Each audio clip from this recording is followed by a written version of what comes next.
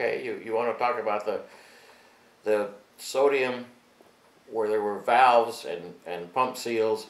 They used Tetralin to cool the sodium so that the sodium would solidify in those seals and not leak out of the seals.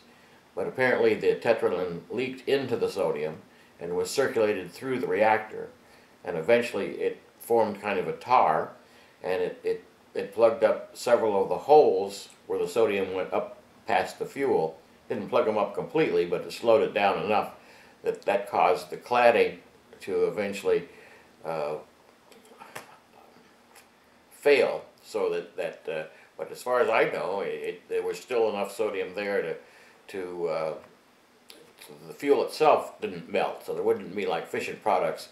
Even if the fission products were to come out in a small amount, the sodium took up all the iodine 131. It would take up the cesium, would take up most of the other materials, because sodium is a fairly reactive material, and it would be dissolved in the sodium. It wouldn't be released to the environment.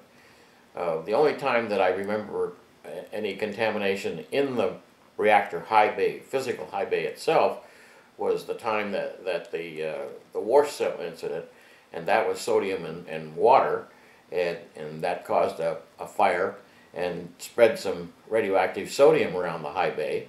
But we went out and we let it sit for a couple of days for the high level to decay off, since sodium is a short life material.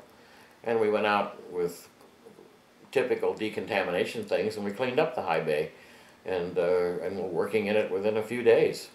There was no, I don't ever remember doing that with any materials other than the sodium-15.